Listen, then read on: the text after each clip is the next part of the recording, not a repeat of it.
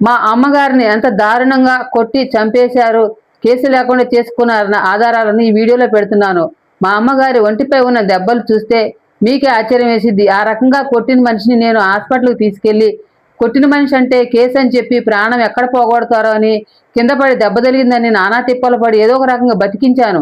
బతికించిన మనిషిని మళ్ళీ నేను ఇంటికి వచ్చి హాస్పిటల్కి వెళ్లేలోపు పగలపూట కాసేపు జనరల్ వార్డుకి వచ్చిన తర్వాత నేను అక్కడ కూర్చోబెట్టి జనం మధ్యలో నిలిచేసరికి మళ్ళీ నర్సు గారిని పట్టుకున్నారేమో ఇంజెక్షన్ చేయించి మళ్ళీ తేడా వచ్చేటట్టు చేసి, ఆ తేడా వచ్చిన 24 గంటల్లోనే మా అమ్మగారు చనిపోవడం జరిగింది. ఈ రకంగా మా అమ్మగారిని కొట్టి పాయిజన్ పోసి ఇచ్చేసింది గాక బతికిన మనిషిని చంపిన ఆధారాలను ఈ వీడియోలో పెడుతున్నాను.